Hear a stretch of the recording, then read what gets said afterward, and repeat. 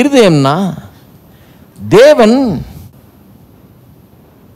உங்களுடைய வாழ்க்கையில நீங்கள் அவரை ஆண்டவராக இரட்சகராக அறிக்கை செய்து ஏற்றுக்கொள்ளும் போது உங்களுடைய இருதயத்தில் இருதய சிம்மாசனத்தில் உட்கார்ந்து அவர் தம்முடைய ஆட்சியை நடத்துகிறார். அங்கே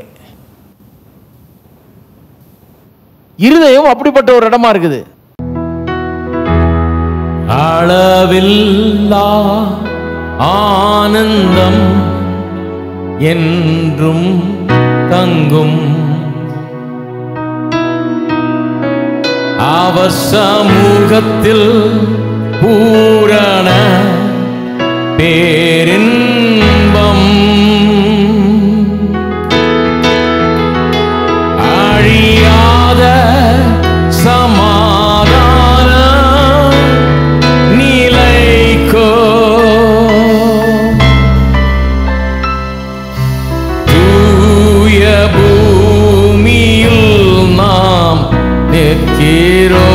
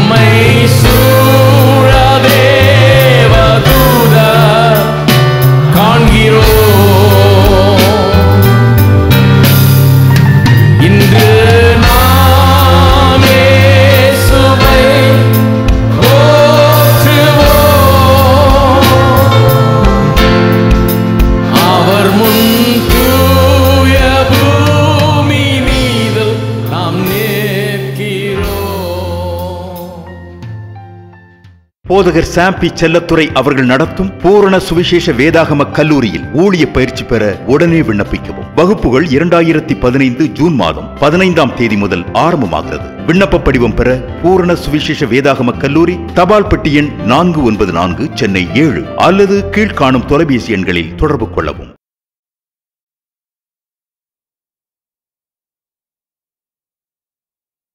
ஒரு சின்ன விதை, கர்த்தருடைய வார்த்தையாகிய விதை உள்ள போச்சுன்னா அந்த விதை ஒரு பெரிய நம்பிக்கையை உண்டாக்கி, விசுவாசத்தை உண்டாக்கி, அந்த விதை உள்ளே போய் வேலை செஞ்சு அது ஆட்கொண்டு மேற்கொண்டு உங்கள் கடன் பிரச்சனையும், உங்கள் இல்லாமையும், உங்கள் வறுமையும், உங்களுடைய பற்றாக்குறையும், தாழ்ச்சியையும், சிறுமையும் எல்லாத்தையும் மேற்கொள்ளுகிறதுக்கு அந்த வசனம் வேலை செஞ்சு என்ன பண்ணும்? பெருகி மேற்கொள்ளும். அதை எந்த அளவுக்கு மேற்கொள்ளும்? நீங்கள் எண்ணி கூட பார்க்க முடியாத அளவுக்கு அதை மேற்கொள்ளும். ஒன்றும் இல்லாத வாழ்க்கை நாளைக்கு எங்கேயோ போய் நிற்கும். அப்படிப்பட்ட விதை, விதைக்கிறவனுக்கு விதை. எல்லாம் சொல்லுங்கள், விதைக்கிறவனுக்கு விதை. நாமெல்லாம் யார்? விதைக்கிறவர்கள். எப்படி விதைக்க போகிறோம்? விதை கிடைச்சவன என்ன பண்ணுவீங்க? கொண்டு போய் தூவி தூவி விதைப்பீங்க. வாரி இறைச்சி விவசாயி எப்படி விதைக்கிறான்? இப்படி எடுத்து அள்ளி அள்ளி வீசுறானா. வாரி வாரி இறைத்தான்றது என்னது? விதைக்கிறது. வாரி இறைச்சான்னா ஊதாரித்தனமாக கொண்டு போய் செலவழிச்சிட்டான் இல்லை, விதைக்கிறான். வசனத்தை விதைக்கிறான். அப்போ வேத வசனம் சொல்லுது, விதைக்கிறவன் வசனத்தை விதைக்கிறான். விதைக்கிறவன் யார்? நம்ம தான். ஒவ்வொரு விசுவாசியும் விதைக்கிறவன். எதை விதைக்கிறோம்? வசனத்தை விதைக்கிறோம். வசனத்தை எப்படி விதைக்கிறோம்? வசனம் வந்த உடனே நம்முடைய நாவில் தான் அது முதல்ல இருக்க வேண்டும். ஏன்னா இந்த நாவின் மூலமாக தான் விதைக்கிறோம். சொல்ல சொல்ல தான் விதைக்கிறோம். சொல்லி தான் விதைக்கிறோம். அப்ப விதைக்கிறவனுக்கு வசனம், விதைக்கிறவனுக்கு விதையை கொடுக்குதான் வசனம். வானத்திலிருந்து இறங்கி வருகிற வசனம் எப்படி இருக்குதான்? விதைக்கிறவனுக்கு விதையை கொடுக்கிறது. இது எப்படி ஆப்ரேட் பண்ணுறேன்னு தெரிஞ்சவங்களுக்கு இது ஒன்றுமே கிடையாது. வர்ற வசனத்தை எடுத்து தங்களுடைய வாயில வைத்து விதைக்கிறவனுக்கு விதை இது என்று சொல்லி நம்பி இதை தங்களுடைய இருதயத்தில் விதைக்க வேண்டும். அப்போ என்ன ஆகிறது? புசிக்கிறதுக்கு ஆகாரமும் உண்டாகிறது, எல்லா தேவைகளும் சந்திக்கப்படுகிறது. சரி, இந்த வசனத்தினுடைய கான்டெக்ஸ்ட்டை பாருங்கள். 8ல் இருந்து தான் வாசித்தேன், 7ஆம் வசனத்தை வாசிக்கிறேன் பாருங்கள். எந்த பின்னணியில் இது சொல்லப்பட்டிருக்கிறது? துன்மார்க்கன் தன் வழியையும் அக்கிரமக்காரன் தன் நினைவுகளையும் விட்டு, பாருங்க அங்கே ஆரம்பிச்சிருச்சு வழி நினைவுகள்ன்ற வார்த்தை. துன்மார்க்கன் தன் வழியும் அக்கிரமக்காரன் தன் நினைவுகளையும் விட்டு கர்த்தரிடத்தில் திரும்ப கடவன், அவர் அவன் மேல் மனதுருகுவார். நம்முடைய தேவனிடத்திற்கே திரும்ப கடவன், அவர் மன்னிக்கிறதற்கு தயை பெருத்திருக்கிறார் அப்படின்னு சொல்லிட்டு, என் நினைவுகள் உங்கள் நினைவுகள் அல்ல, உங்கள் வழிகள் என் வழிகளும் அல்ல. அந்த வழிகள் நினைவுகள்ன்றது முந்தின வசனத்திலே ஆரம்பிச்சிருச்சு. முந்தின வசனத்தில் என்ன வழிகளை பற்றி பேசுது? இந்த அக்கிரமக்காரனுடைய வழிகள், அவனுடைய நினைவுகள். இந்த அக்கிரமத்தில் போய் அவனுடைய அக்கிரமமான வழிகள், அக்கிரமமான நினைவுகளின் காரணமாக அவன் திருப்தி இல்லை வாழ்க்கையில். அவன் வாழ்க்கை கெட்டு போச்சு, பிரச்சனையாக இருக்குது, வாழ்க்கையில் சந்தோஷம் இல்லை, சமாதானம் இல்லை, அப்படிப்பட்ட ஒரு நிலையில் இருக்கிறான். கர்த்தர் சொல்றாரு, என்னிடத்துல திரும்பு, உன் வழிகளில் உன்னுடைய நினைவுகளில் ஒரு பெரிய மாற்றம் ஏற்பட வேண்டும், அப்போதான் உன் வாழ்க்கையில் பெரிய மாற்றம் ஏற்படும். என்னிடத்துல திரும்புன்றாரு. என்னிடத்துல திரும்பினா என்ன ஆகும்? உன்னுடைய புதுவிதமான வாழ்க்கைக்கான விதைகளை நான் தருகிறேன். விதைக்கிறவனுக்கு விதையை தர்றேன். உன் வழிகள் மாறும், உன் நினைவுகள் மாறும், அதன் மூலமாக உன் வாழ்க்கையே மாறும். மகிழ்ச்சியாய் புறப்பட்டு செல்வீர்கள், சமாதானமாய் கொண்டு போகப்படுவீர்கள். முள் செடிக்கு பதிலாக தேவதாரு விருட்சங்களும் காஞ்சோரிக்கு பதிலாக மிருது செடியும் வளரும் அப்படிங்கிறாரு. கெட்டு போன ஆளுகளுக்கு சொல்றாரு எப்படி சரி பண்றது? எல்லாத்தையும் எல்லாம் உடஞ்சி போய் கெட்டு போய் நாசமாக போய் இருக்குது. கர்த்தர் சொல்றாரு, திரும்புப்பா, என் வழிகள் என் நினைவுகள்னு இருக்குது. எப்படி உன் வாழ்க்கையில் மாற்றத்தை உண்டு பண்ண முடியும்? என்னால் வசனத்தை தரேன். நான் வசனம் விதை, அந்த வசனத்தை நான் தந்த உடனே அதை என்ன பண்ணு? விதையா எடுத்துக்கொள். விதைக்கிறவனுக்கு விதை. அது எப்படி விதைப்ப? உன் வாயில வச்சு உன் இல்லத்தில் விதைக்கும் போது அது பெரிய ரிசல்ட்டை உண்டாக்குன்றார். இன்னொரு வசனம் காண்பிக்கிறேன் பாருங்க. 107ஆம் சங்கீதம் 17ஆம் வசனத்திலிருந்து வாசிக்கிறேன். நிர்மூடர் தங்கள் பாதக மார்க்கத்தாலும் தங்கள் அக்கிரமங்களாலும் நோய் கொண்டு ஒடுங்கி போகிறார்கள். முட்டாள்களை பற்றி சொல்லி இருக்குது. அப்படியே ஒன்றும் இல்லாம ஆயிடுறாங்களாம் முட்டாள்கள் தங்கள் அக்கிரமத்தினால. அவர்கள் ஆத்துமா சகல போஜனத்தையும் அரோசிக்கிறது. அவர்கள் மரண வாசல் பரியந்தம் சமீபிக்கிறார்கள். தங்கள் ஆபத்திலே கர்த்தரை நோக்கி கூப்பிடுகிறார்கள். அவர்கள் இக்கட்டுகளுக்கு அவர்களை நீங்களாக்கி, அதாவது முட்டாள்தனமாக வாழுகிறவர்கள் தங்களுடைய அக்கிரமத்தில் வாழ்ந்து தங்களுடைய வழிகள், தங்களுடைய நினைவுகள், தங்களுடைய யோசனைகள், தங்களுடைய காரியம்னு சொல்லி இப்படியே வாழ்ந்து எல்லாத்தையும் கெடுத்துக்கிட்டு கடைசியில் ஆபத்து ஆயிட்டு வாழ்க்கையே ஒன்றும் இல்லாமல் போகிற நேரத்தில் வரும்போது ஆபத்து நேரத்தில் கர்த்தரை நோக்கி கூப்பிடுறாங்களாம். கர்த்தர் அவர் ரட்சிக்கிறாராம். எப்படி ரட்சிக்கிறார்? அடுத்த வசனம் பாருங்க. அவர் தமது வசனத்தை அனுப்பி, என்னத்தை அனுப்பி? எல்லாரும் சொல்லுங்க, வசனத்தை அனுப்பி அவர்களை குணமாக்கி அவர்களை அழிவுக்கு தப்புவிக்கிறார். அப்ப ஒரு மனுஷனை, அழிஞ்சு போகிற மனுஷனை, கடனில் அழிஞ்சு போயிட்டு இருக்கிற மனுஷனை, பொருளாதார சிக்கல் அழிஞ்சு போயிட்டு இருக்கிற மனுஷனை, குடும்பத்தில் சமாதானம் இல்லாமல் பிரிவினை ஏற்பட்டு பிரிஞ்சு போய் இப்படி அழிஞ்சு போயிட்டு இருக்கிற மனுஷனை, சுகம் இல்லாமல் அழிந்து போயிட்டு இருக்கிற மனுஷனை, வெற்றி இல்லாமல் தோல்வியில் அழிஞ்சு போயிட்டு இருக்கிற மனுஷனை எப்படி கர்த்தர் ரட்சிக்கிறார்? அந்த சிச்சுவேஷன்ல இருந்து, அந்த சூழ்நிலையிலிருந்து எப்படி கர்த்தர் ரட்சிக்கிறாரா? தம்முடைய வசனத்தை அனுப்பி ரட்சிக்கிறார். ஹலோ, இன்றைக்கு நிறைய பேர் நிறைய பிரச்சனையோட வந்திருக்கலாம். கடன் பிரச்சனையோட வந்திருக்கலாம், பொருளாதார பிரச்சனையோட வந்திருக்கலாம், சுகம் இல்லாமல் வந்திருக்கலாம், பல விதத்தில் கஷ்டப்பட்டிருக்கலாம், குடும்ப பிரச்சனையா இருக்கலாம், சமாதானம் இல்லை, சந்தோஷம் இல்லை, நிம்மதியே இல்லை அப்படிங்கிற நிலைமையில வந்திருக்கலாம். போதும் என் வாழ்க்கை அப்படிங்கிற ஒரு நிலையில கூட வந்திருக்கலாம் சிலர். நான் சொல்றேன், கர்த்தர் ரட்சிப்பை உங்களுக்கு அனுப்புகிறார். ரட்சிப்பு வெகு தூரத்தில் இல்லை. அது எங்க இருக்குது? அப்போஸ்தலன் பவுல் சொல்லுகிறார், ரட்சிக்கப்பட விரும்புகிறவங்களுக்கு சொல்றாரு, நாங்கள் பிரசங்கிக்கிற விசுவாச வார்த்தை உங்களுக்கு சமீபமாக இருக்கிறது, அது உங்களுடைய வாயிலும் உங்கள் இருதயத்திலும் இருக்கிறது. என்ன சொல்றாரு? பா, புது வாழ்க்கை உண்டாக்குறதுக்கு, அதை விளைய பண்ணுறதுக்கு, அதை உண்டாக்குறதுக்கு, உன்னுடைய நல்ல எதிர்காலம் உண்டாகிறதுக்கு, நாளைய தினம் நல்லா இருக்கிறதுக்காக உனக்கு வேண்டிய விதைகளை கர்த்தர் கொடுத்துருக்கிறார். அதை எடுத்து வாயில வைகின்றார். நாங்கள் பிரசங்கிக்கிற விசுவாச வார்த்தை, எல்லாம் சொல்லுங்க, விசுவாச வார்த்தை. பாருங்க, வார்த்தை எவ்வளோ முக்கியமாக இருக்குது.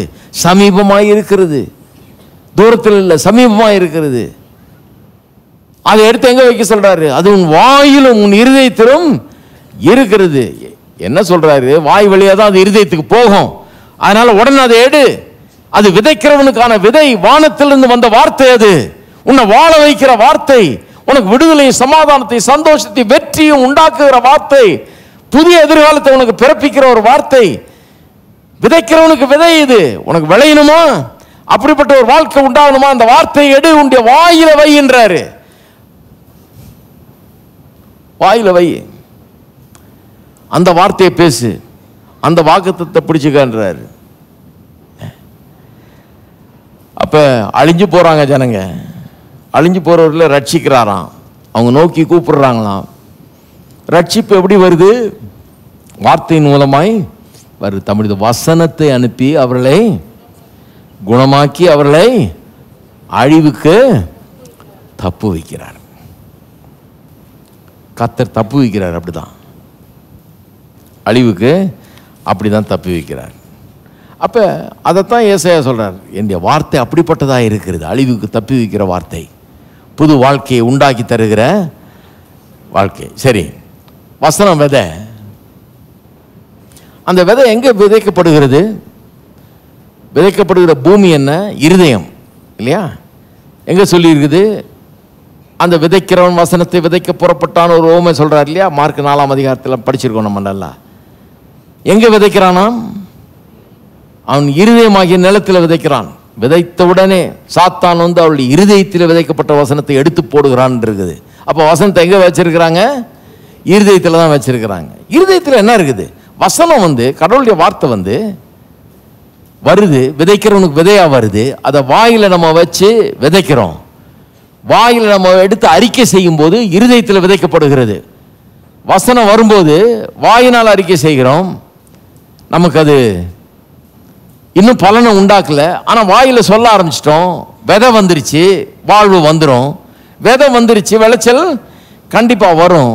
விதைக்கிறோம், நம்பிக்கையோட விதைக்கிறோம், நம்ம அறிக்கை செய்கிறோம். அறிக்கை செய்யும்போது என்ன, அது நம்முடைய இருதயத்துக்குள்ள போகிறது, உள்ள வேலை செய்யுது. இந்த இருதயத்தில் என்ன இருக்கு பாருங்க. இருதயம்னா என்ன? டிக்கி டிக்கி நடிக்குது, அதுவா இருதயம்? கிடையாது. பைபிளில் இருதயம்னு சொல்றது வேற ஒரு இருதயத்தை சொல்லுது. என்ன இருதயம்? அங்கே என்ன இருக்கு? கவனிப்போம். லூக்கா எழுதின சுவிசேஷம் 17ஆம் அதிகாரம் 20-21 ஆகிய வசனங்கள். தேவனுடைய ராஜ்யம் எப்பொழுது வரும் என்று பரிசேயர் அவரிடத்தில் கேட்ட பொழுது அவர்களுக்கு அவர் பிரதியுத்தரமாக, தேவனுடைய ராஜ்யம் பிரத்யட்சமாய் வராது. பிரத்யட்சமாய் வராதுன்னு என்ன அர்த்தம்? தமிழ் இன்னைக்கு பிரச்சனையா இருக்குது நிறைய பேருக்கு. அதனால தமிழுக்கே மொழிபெயர்ப்பு தேவைப்படுது. இப்போ எல்லாம் தமிழர்கள்ன்றாங்க, ஆனால் தமிழ் வர மாட்டேங்குது. தமிழ் வராத தமிழர்கள் நிறைய. பிரத்யட்சமாய் வராது. அருமையான வார்த்தை. பிரத்யட்சமாய்னா இன் எ விசிபிள் மேனர், கண்ணில் பார்க்கக்கூடிய அளவுக்கு வராது. அதான் சொல்றார். பிரத்யட்சமாய் வராது. இதோ இங்கே என்றும் அதோ அங்கே என்றும் சொல்லப்படுவதற்கும் ஏது விராது. தேவனுடைய ராஜ்யம் தோ இங்கே வந்திருக்குது, தோ அங்கே வந்திருக்கு யாரும் சொன்னா போகாதுன்றாரு. அப்படிலாம் ஒன்று வர்றது கிடையாது. இப்போ எப்படி வந்திருக்கு தேவனுடைய ராஜ்யம்? அவர் சொல்றாரு, இதோ தேவனுடைய ராஜ்யம் உங்களுக்குள் இருக்கிறதே. உங்களுக்குள் இருக்கிறது. அப்ப இருதயம்னா என்னன்னு சொல்றேன் நான் உங்களுக்கு. இருதயம்னா தேவன் உங்களுடைய வாழ்க்கையில வந்து நீங்கள் அவரை ஆண்டவராக இரட்சகராக அறிக்கை செய்து ஏற்றுக்கொள்ளும் போது உங்களுடைய இருதயத்தில், இருதய சிம்மாசனத்தில் வந்து உட்கார்ந்து அவர் தம்முடைய ஆட்சியை நடத்துகிறார். அங்கே இருதயம் அப்படிப்பட்ட ஒரு இடமா இருக்குது. என்ன இடம் இருதயம்? இருதயத்தில் தான் ராஜ்யம் இருக்கிறது. தேவனுடைய ராஜ்யம் இருக்கிறது. இந்த ராஜ்யம் எப்படிப்பட்ட ராஜ்யம்? மத்தேயு எழுதின சுவிசேஷம் 6ஆம் அதிகாரம் திருப்போம் 33ஆம் வசனம். முதலாவது தேவனுடைய ராஜ்யத்தையும் அவருடைய நீதியும் தேடுங்கள், அப்பொழுது இவைகளெல்லாம் உங்களுக்கு கூட கொடுக்கப்படும். எவைகளெல்லாம் கூட கொடுக்கப்படும்? 25ஆம் வசனத்தில் இந்த வாசிருந்தீங்கன்னா சொல்லி, என்னத்தை பூசிப்போம், என்னத்தை குடிப்போம், என்னத்தை உடுத்துவோம் என்பதை குறித்து கவலைப்படாதீர்கள். அதைத்தான் சொல்லி இருக்குதுங்க, இதெல்லாம் கூட கொடுக்கப்படும்னு. அப்ப தேவனுடைய ராஜ்யம்னா என்ன? தேவனுடைய ராஜ்யத்தை குறித்த ஒரு பெரிய சீரீஸ் சொன்னேன், நான் போதிச்சேன். அதில் உங்களுக்கு காண்பித்தேன். தேவனுடைய ராஜ்யம் என்கிறது வரப்போகிற ராஜ்யம்னு ஒன்று இருக்குது. எதிர்காலத்தில் முடிவில் தேவன் அரசாழ்வார், வரப்போகிற ராஜ்யம்னு இருக்குது. அந்த ராஜ்யத்தில் எந்த குறைவும் இருக்காது, பசி இருக்காது, பட்டினி இருக்காது, அது இருக்காது, எல்லாம் போதிச்சோம் இல்லையா? வரப்போகிற ராஜ்யம்னு ஒன்று இருக்குது. லிட்டரல் கிங்டம், எழுத்தின்படி ஒரு ராஜ்யம் வரப்போகிறது. அவருடைய அரசாட்சி நடக்கப் போகிறது கடை முடியல. ஆனால் இப்பொழுது ஒரு ராஜ்யம் இருக்குது. உங்களுக்குள்ளது இருக்கிறதேன்ட்டார் அவரு. இருக்கிறதேன்னா எங்க இருக்குது? அது என்ன மாதிரி ராஜ்யம்? இந்த ராஜ்யம் வரப்போற ராஜ்யத்தை விட குறைவான ராஜ்யமா? வரப்போற ராஜ்யம் வேற, இந்த ராஜ்யம் வேறையா தன்மையில்? இந்த ராஜ்யம் எப்படிப்பட்ட ராஜ்யம்? நான் சொல்லுகிறேன், இந்த ராஜ்யம் அந்த ராஜ்யத்தில் நம்முடைய தேவைகள் எல்லாம் எப்படி சந்திக்கப்படுமோ, அந்த ராஜ்யம் நம்முடைய தேவைகள் எல்லாம் எந்த அளவுக்கு சந்திக்க முடியுமோ அந்த அளவுக்கு இந்த ராஜ்யமும் நம்முடைய தேவைகள் எல்லாம் சந்திக்கக்கூடியதாக இருக்கிறது. அந்த ராஜ்யம் இன் essential character it's the same. தன்மையில் அந்த ராஜ்யம் அதே போலதான் இருக்குது. தேவைகளை சந்திக்கிற ராஜ்யம் அது. என்னத்தை புசிப்போம், உடுத்துவோம், குடிப்போம் கவலைப்படாதவர்கள் அதனால தான் சொல்றாரு. ஏன்னா இது எல்லா தேவைகளும் சந்திக்கிற ராஜ்யம். அதனால தான் சொல்றாரு, தேவனுடைய ராஜ்யத்தை நீதியை முதலாவது தேடுங்கள், அப்பொழுது இவைகளெல்லாம், எது புசிக்கிறது, குடிக்கிறது, இருக்கிறது, கடன், அதெல்லாம் இவைகளெல்லாம் உங்களுக்கு கூட கொடுக்கப்படும். அப்ப நான் சொல்றேன், உங்களுக்கு தேவையான புசிப்புக்கு, குடிப்புக்கு, இருப்புக்கு தேவையான எல்லா காரியங்களும் எங்கிருந்து உங்களுக்கு கிடைக்கும்? அந்த சப்ளை எங்கிருந்து வரப்போகிறது? எங்கிருந்து உங்களுக்கு கிடைக்கும்? நல்லா யோசித்து பாருங்க. உங்களுடைய இருதயத்திலிருந்து தான் கிடைக்க போகிறது. ராஜ்யத்தை அவருடைய நீதியும் தேடுங்கள்ன்றார். இங்கே இருக்குது. அப்ப தேடுங்கள்னா என்ன? இதுக்குரிய காரியங்களை கவனிங்க. இங்கிருந்து தான் உண்டாக முடியும். இங்க உங்களுடைய தேவையெல்லாம் சந்திக்கப்படும்படியாக கர்த்தருடைய வார்த்தையை எடுத்து இந்த இருதயம் ஆகிய இந்த இடத்துல விதையுங்கள். இங்கிருந்து தான் உண்டாக முடியும். உங்களுடைய தேவையெல்லாம் இங்கிருந்து தான் சந்திக்கப்பட முடியும். அப்ப தேவைகளை சந்திக்கிறதுக்கு எங்கேயோ ஓடி யாரையோ நாடுறதில்லை. அதெல்லாம் தப்பு பாருங்க. அப்படி சொல்லவே இல்லை. எதுக்கு பேதுரு போன்றவர்கள், நீங்கள்லாம் பந்தி விசாரிப்பெல்லாம் நீங்கள் கவனிங்க, அன்றாட அட்மினிஸ்ட்ரேஷன்லாம் நீங்கள் கவனிங்க, நாங்கள் இந்த ஜெபத்திலும் வேத வசனத்தை போதிப்பதிலும் தரித்திருக்கிறோன்னு ஏன் சொன்னார்? ஏன் வசனத்துக்கு அவ்வளோ பெரிய ஒரு மேன்மை? மற்ற வேலையெல்லாம் விட்டுட்டு வெறும் வசனத்திலே இருக்கிறோம் நாங்கன்னு ஏன் அப்படி சொன்னாங்க? ஏன் அப்படி செய்தார்கள்? ஏன் அப்படி செய்தார்கள்னா, ஏராளமான ஜனங்கள், ஆயிரக்கணக்கான மக்கள் அங்கே இருக்கிறாங்க, சபையில் தேவைகளோடு இருக்கிறாங்க, பிரச்சனைகளோடு இருக்கிறாங்க. மனுஷ வாழ்க்கை பிரச்சனையினால் நிறைஞ்ச வாழ்க்கையாக இருக்குது. அவங்க பிரச்சனையெல்லாம் யாரோ ஒரு பெரிய வரம் பெற்ற தேவதாசர் சால்வ் பண்ண முடியாது. அங்கே போங்க, அவர் இருக்கிறார், உங்களுக்காகவே உபவாசம் பண்ணிட்டு இருக்கிறார், உங்களுக்காகவே அவர் ஜெபம் பண்ணிட்டு இருக்கிறார், அங்கே போனீங்கன்னா எல்லாம் சரியாயிடும். அப்படி கிடையாது. அப்படின்னா பேசாமல் நாங்கள்லாம் ஜெபத்திலும் வசனத்திலும் தரித்திருக்க வேண்டிய அவசியம் கிடையாது. அவருடைய இடத்துக்கு போகிறதுக்கு ரூட் போட்டு கொடுத்தா போதும். உங்களுக்கு மேப் போட்டு, பஸ்ஸுக்கு செலவு காசு இல்லாதவங்களுக்கு பஸ் காசு கொடுத்து, தயவு செய்து அங்கே போங்க, அங்கே போனீங்கன்னா அவர் பெரிய வரம் பெற்றவர், அவர் உங்களுடைய பிரச்சனை எல்லாத்தையும் தீர்த்து வச்சிருவார்னு சொல்லி அனுப்பிச்சா போதும். எங்கள் வேலை ரொம்ப சிம்பிள் ஆகிடும். நான் நல்ல மனுஷன், அதுக்குன்னு ஒரு ஆஃபீஸ் வச்சு இதை கரெக்டாக செஞ்சிடுவேன் நான். அப்படிதான் கர்த்தர் பதிலை தர்றாருன்னா, அப்படிதான் உங்களுக்கு பிரச்சனைகள் தீரப்போகுதுன்னு சொன்னால் நான் அதை பக்காவாக செஞ்சிருவேன். நீங்கள் வரவே வேண்டியதில்லை, ஆன்லைன்லேயே உங்களுக்கு கொடுத்துருவேன் எல்லாத்தையும். ஒரு ஃபோன் பண்ணால் உங்களுக்கு கிடைக்கிற மாதிரி, தகவல் கிடைக்கிற மாதிரி, யார் எவர் எங்கே இருக்கிறாரு, எத்தனை மணிக்கு போகலாம், உங்களுக்கு அப்பாயின்மெண்ட்டு எல்லாம் நானே ஃபிக்ஸ் பண்ணி கொடுத்துருவேன்.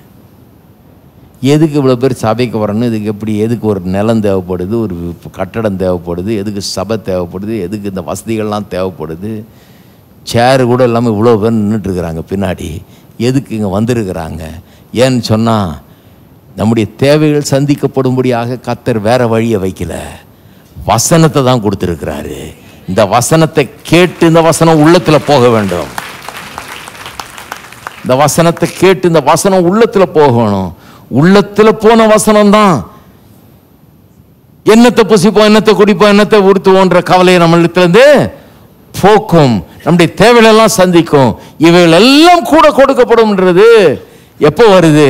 இந்த தேவனுடைய ராஜ்யத்தின் நீதியை முதலாவது தேடும். இதுக்கு முதலிடம் கொடுக்கும் போது, இந்த வசனத்துக்கு முதலிடம் கொடுக்கும். அதனால தான் பிரசங்கியார்கள் முதலிடம் கொடுத்தாங்க, சபையில் முதலிடம் கொடுத்தாங்க.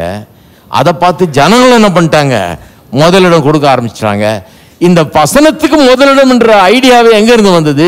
இயேசுவினுடைய இந்த வார்த்தையிலிருந்து தான் வந்தது. தேவனை நம்பிடுவோரே சீயோன் பர்வதத்தினை போன்றே உயர்ந்து அசையாது இருப்பாரே, என்றென்றும் நிலைத்து நிற்பாரே. மாமலைகள் எருசலேமை சூழ்ந்து மதிலாய் நிற்கும் காட்சியினை போன்று தேவதேவன் தம் மக்களினை சூழ்ந்து இது முதல் என்றென்றும் இருப்பார். தேவனை நம்பிடுவோரே சீயோன் பர்வதத்தினை போன்றே உயர்ந்து அசையாதிருப்பாரே, என்றென்றும் நிலைத்து நிற்பாரே. மாமலைகள் எருசலேமை சூழ்ந்து மதிலாய் நிற்கும் காட்சியினை போன்று தேவதேவன் தம் மக்களினை சூழ்ந்து இது முதல் என்றென்றும் இருப்பார். தேவனை நம்பிடுவோரே சீயோன் பர்வதத்தினை போன்றே உயர்ந்து அசையாதிருப்பாரே, என்றென்றும் நிலைத்து நிற்பாரே. மாமலைகள் எருசலேமை சூழ்ந்து மதிலாய் நிற்கும் காட்சியினை போன்று தேவதேவன் தம் மக்களினை சூழ்ந்து இது முதல் என்றென்றும் எல்லாம். தேவனை நம்பிடுவோரே சீயோன் பர்வதத்தினை போன்றே உயர்ந்து அசையாயிருப்பாரே, என்றென்றும் நிலைத்து நிற்பாரே. மாமலைகள் எருசலேமை சூழ்ந்து மதிலாய் நிற்கும் காட்சியினை போன்று தேவதேவன் தம் மக்களினை சூழ்ந்து இது முதல் என்றென்றும் இருப்பார். மாமலைகள் எருசலேமை சூழ்ந்து மதிலாய் நிற்கும் காட்சியினை போன்று தேவதேவன் தம் மக்களினை சூழ்ந்து இது முதல் என்றென்றும் இருப்பார்.